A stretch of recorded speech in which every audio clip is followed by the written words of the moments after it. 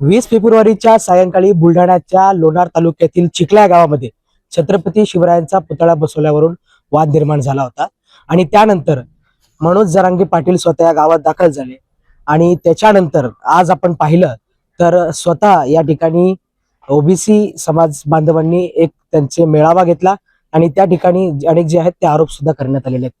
आपल्यासोबत संजीवनी ताई वाघ आहेत, त्यांच्याशी बोलूया। ताई, आज मेळावा झालेला आहे ओबीसी समाजाचा आणि त्यामध्ये असं म्हणण्यात आलेलं आहे की जी काही मारहाण तुम्हाला झालेली होती, जे काही कपडे वगैरे फाटलेले होते ते खोटं आहे आणि हे त्यांच्याकडून झालेलं कृत्य नाही असं ते सांगतायत। ते आता काहीही सांगू लागले। जो माझ्यावर अन्याय झाला, जे सर्वांनी पाहिलं ते आहे, मारतांचे व्हिडिओ आहेत काही। फक्त जो गोल घेरा करून मला मारलं गेलं त्यावेळेस आमचे कोणीच नव्हते, कारण आम्ही पहिलेच मुठभर होतो, 11-12 जणच होतो। त्यामध्ये माझ्यासोबतचे जे 4-5 पोरं होते ते सानप साहेबांनी, ते सांगळे साहेबांनी अटकून धरलेले होते। गेटच्या बाहेरच त्याला मारत होते, तिथपर्यंत माझ्यापर्यंत पोहोचू देत नव्हते। जेव्हा त्यांनी माझ्या डोक्यात दगड टाकायला उचलला आणि जेव्हा तो टाकणार तेव्हा माझ्या मोठ्या भावानं ते सानप पोलीसवाल्याला ढकलून ते आत शिरले, तेव्हा ते बाजूला झाले आणि त्याच्यानंतरचे ते व्हिडिओ आहेत। तरी पण त्या काही दुसऱ्या व्हिडिओ मध्ये दिसतात माणसं मारताना आमच्या महिलेला। मला त्यांनी असं सुद्धा एक आरोप केलेला आहे की जिल्हा परिषद निवडणूक तुम्ही लढणार आहेत काय? हो, त्यांनी हेही सांगितलं मी जिल्हा परिषद साठी केलं। त्यांनी सांगितलं तू पंतप्रधान होय। मला पंतप्रधान, जिल्हा परिषद, राष्ट्रपती होण्याची गरज नाही। मी त्यापेक्षाही मोठं काम केलेलं आहे। मी माझ्या बापाला त्याच जागेवर ठेवलेलं आहे, त्यामुळे मला राष्ट्रपती होण्याची गरज नाही आणि जिल्हा परिषद सदस्य होण्याची गरज नाही। तसंच वरिष्ठ नेते माझे जे पक्षात मी काम करत होते, आदरणीय जालू भाऊ असतील, आदरणीय बाकीचे सुद्धा असतील, आमदार साहेब असतील, यांना सगळ्यांना विचारावं की संजीवनी वाघनं कधी तुम्हाला तिकीट मागितलं का?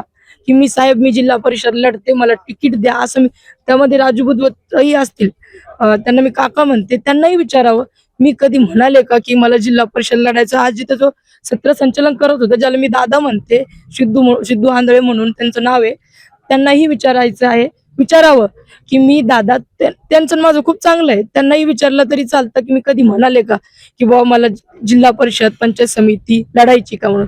तसं सविताताई मुंडे नगरपालिकेच्या वेळेस मला म्हटलं सुद्धा की संजीवनी मी तुला तिकीट देते, तू वंचित मध्ये ये, मी तुला तिकीट देते, तू निवडणूक लढ। मी तेव्हाच सांगितलं ताई मी अल्पसंख्याक पडते इथं माझ्या पंचायत समितीमध्ये आणि मला कोणतेही इलेक्शन लढायचं नाहीये, मला समाजसेवा करायची। आमचा जिल्हा परिषद अध्यक्ष तर असं सुद्धा सांगण्यात आलेलं आहे। मनोज जरांगे एक मिनिट उमेदवार ठरलेला आहे अभयदादा चव्हाण। हरकत नाही। असा सुद्धा आरोप करण्यात आलेला आहे की मनोज जरांगे पाटील जेव्हा या ठिकाणी आले त्यानंतर एक वेगळं रूप या इथल्या वातावरणाला मिळाले, कुठेतरी सामाजिक तेढ निर्माण झालं असंही म्हणणं। सामाजिक तेढ निर्माण काय होतं, आपण केलं की ते चुकीचं असतं, त्यांनी केलेलं ते बरोबर असतं। दादा माझ्यावर झालेल्या अत्याचारापोटी ते इथपर्यंत आले, त्यांनी सगळं बघितलं, सगळे त्यांना हालत माहिती होती म्हणून ते इथपर्यंत आले।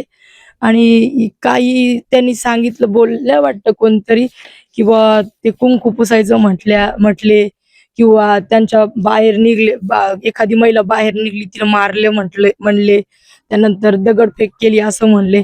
माझा छत्रपती शिवाजी महाराजांचा प्रत्येक एक येणारा मावळा आहे आणि माझ्या छत्रपती राजाची शिकवण आहे की कोणत्याही स्त्रीला, परस्त्रीला माय आणि बहिणीचाच दर्जा दिला गेला पाहिजे आणि माझा कोणताही मावळा इथून बाहेर गेलेला नाही। आणि दादाही त्यांना असं कुंकू पुसावं यांचं की त्या समाजाचं नाव घेऊन की यांचं कुंकू पुसा असं कधीही म्हणले नाही आणि त्या समाजाला माझा विरोध नाहीच आहे।